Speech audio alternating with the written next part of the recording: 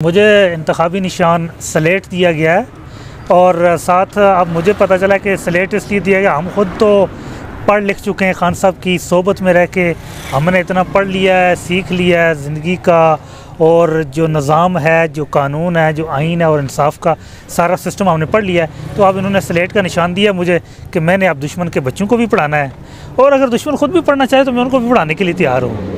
और हम कानून पढ़ाएंगे, इंसाफ पढ़ाएंगे, ज़ाब्ता पढ़ाएंगे। सर आज़ाद इलेक्शन आप कंटेस्ट कर रहे हैं, आज़ाद इलेक्शन में सर हर एक कैंडिडेट जो है, जो कि पीपी का है या एनए का है या केपी का है, जिस भी मर्ज़ी का है, तो उनका अलग-अलग निशान है, किस तरह टैकल करेंगे सर?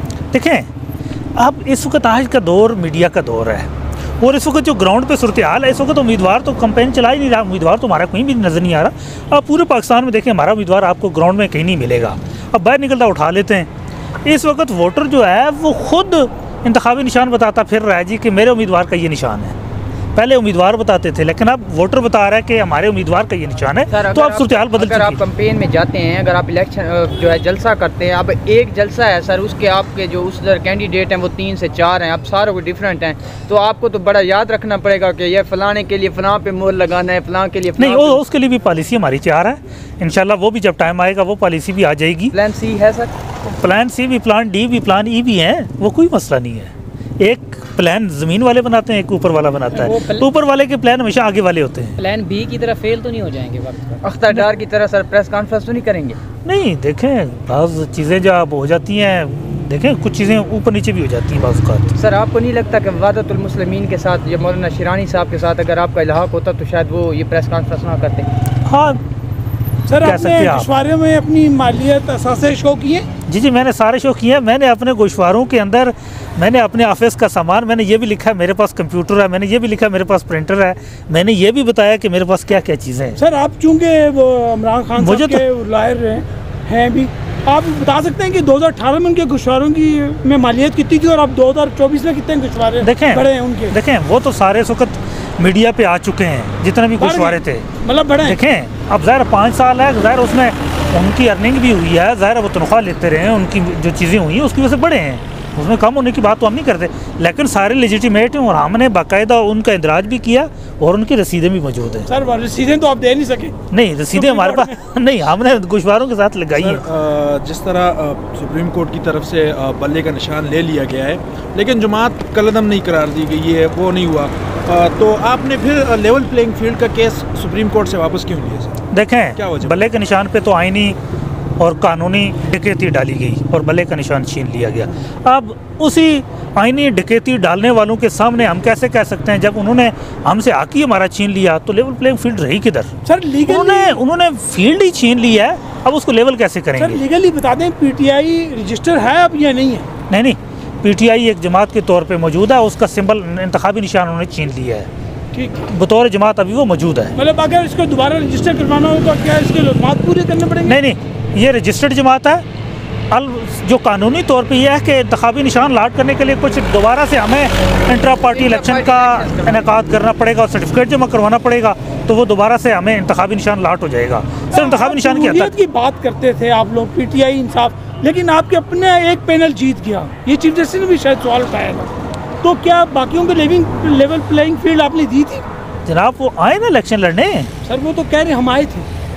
देखें, मैं आपको इसमें एक नुक्ता बता दूं, आप जितने वो सारे अलग अलग आते हैं, जो आइन है पीटीआई का उसके अंदर ये मौजूद है कि जो भी इलेक्शन लड़ना चाहे एक पैनल देगा, चेयरमैन, वाइस चेयरमैन, सदर, general secretary, additional general secretary, secretary information, provincial president, उनका एक पैनल बनता है पूरा। यानी आपको खाली सिर्फ एक ओहदे के लिए नहीं अप्लाई करना पड़ता, आपके 5-6 लोगों को 5-6 ओहदों के लिए अप्लाई करना पड़ता है। आप वहाँ तो ना कोई पेपर लेने आया ना आपका नेट पे सारी चीज़ें मौजूद थी सर, लेकिन और जो अकबर एस बाबर है, जिसका जो हर जगह जाके शैतानियाँ शरारतें करता फिर रहा है, वो खुद सेंट्रल ऑफिस में आया, वो बाहर खड़ा रहा, उसने बाहर से वीडियो बनाई और बाहर से चला गया, वो ऊपर आया ही नहीं है पेपर लेने, और उसकी वीडियो मौजूद है। वो खुद इस चीज़ को कहता मैं सेंट्रल ऑफिस गया हूँ। भाई तू पेपर लेने क्यों नहीं गया? तूने पेपर क्यों नहीं लिए जाके? देखा ना, ये बुनियादी चीज़ है। अब ना पेपर लेता है ना जाके वो चौधरी साहब ये बताइएगा कि अडयाला जेल में जहाँ पे रश हुआ करता था, जैसे टिकटें तकसीम हुई हैं, मुकला ही नज़र नहीं आ रहे, जिनको मिला है वो यहाँ पे मौजूद हैं, और आज खान साहब के कौन से केसेस हैं? देखें, जो टिकटों वाले हैं वो तो ज़ाहिर आपको पता है फील्ड में, बाकी वकला वही हैं, कुछ अंदर चले गए हैं, कुछ बाकी केसेस वाले बाहर हैं, काफ़ी सारे अंदर चले गए हैं, कोई गाड़ियाँ खड़ी हैं आप देख रहे हैं इनमें बैठे हुए हैं, कोई वो सामने होटल पे उस पर चाय पी रहे हैं, ठीक है, कोई इधर धूप में इधर सामने आगे पीछे जगह जगह खड़े। कौन से केसेस हैं सर आज एक साइफर केस है और फिर उसके बाद निकाह वाला केस है और फिर उसके बाद नैब का केस है। आज 3 केसेस हैं। अलावा काइंडली बता सकते कितने वर्कर को टिकट दिया गया?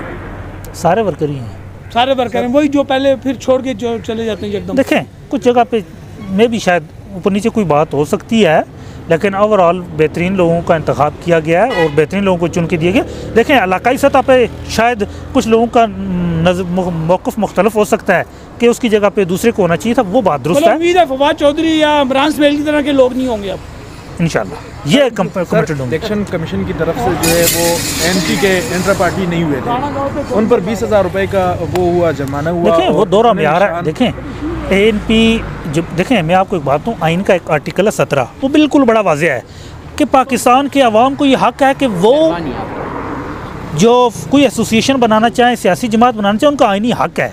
उसके ऊपर चंद हदूद रखी गई हैं कि आपने ये रिक्वायरमेंट पूरी करनी। एक जमात बनी हुई है, अब उसने इलेक्शन में जाना है, उसको इंतखाबी निशान देना ताकि वो इलेक्शन लड़े।